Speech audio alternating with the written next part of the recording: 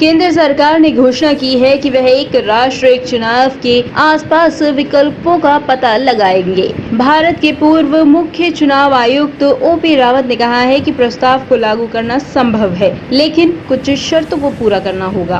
उन्होंने कहा है कि केंद्र अगर इसे लागू करना चाहता है तो संविधान और जन प्रतिनिधित्व अधिनियम 1991 में कुछ संशोधन करने होंगे। इसके साथ ही हमें वीवीपैट और ईवीएम के निर्माण और अतिरिक्त तैनाती के लिए अतिरिक्त धन और समय की आवश्यकता होगी। अर्धसैनिक बलों की भी आवश्यकता होगी।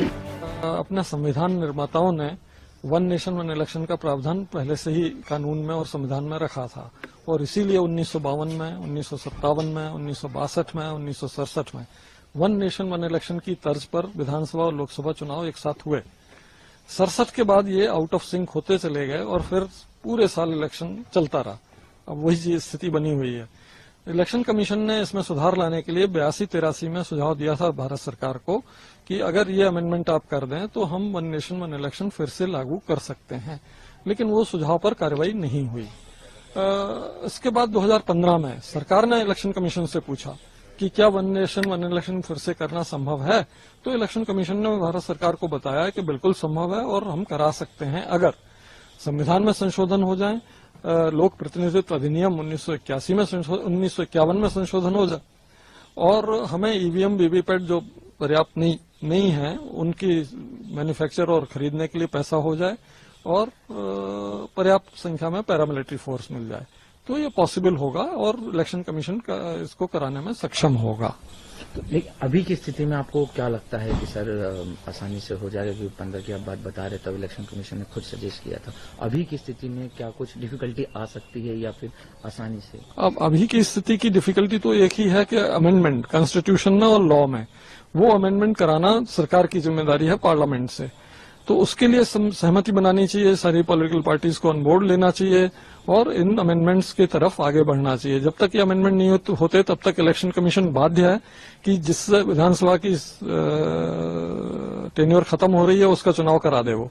तो इसलिए पहला तो है अमेंडमेंट अगर हो जाएंगे तो फिर इलेक्शन कमीशन से मिलके ये तय कर लें कि कितनी ईवीएम वीवीपैट उनके पास है, कितनी की जरूरत है, लगभग 35 लाख की जरूरत होगी, तो वो गैप अगर है तो उसके लिए पैसा दे दें और उसको मैन्युफैक्चरिंग के लिए टाइम दे दें तो मिल जाएंगे।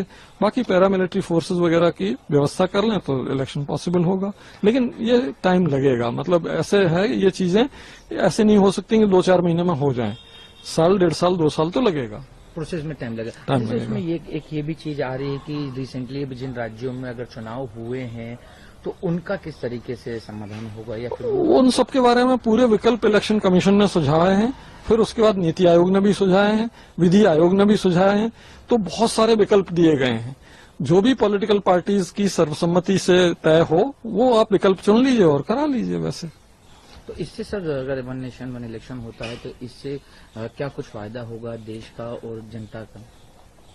इस पर कोई एम्पिरिकल स्टडी नहीं हुई है जिसके आधार पर पूरी तरह से आश्वस्त होकर कहा जा सके कि फायदा होगा, लेकिन सब्जेक्टिव इंप्रेशन ये आता है कि लगातार इलेक्शन चलते रहने से नेता भी इलेक्शन में भिड़ जाते हैं, जनता के मुद्दों से उनका ध्यान भटक जाता है, प्रशासन भी 4-5 महीने के लिए ढीला पड़ जाता है। तो हो सकता है कि वन नेशन वन इलेक्शन होने से पूरे 5 साल राजनेता और प्रशासन दोनों फोकस तरीके से जनता के मुद्दों पर काम करें और जनता का ज्यादा से ज्यादा भला कर पाएं। Bureau report, team news talk.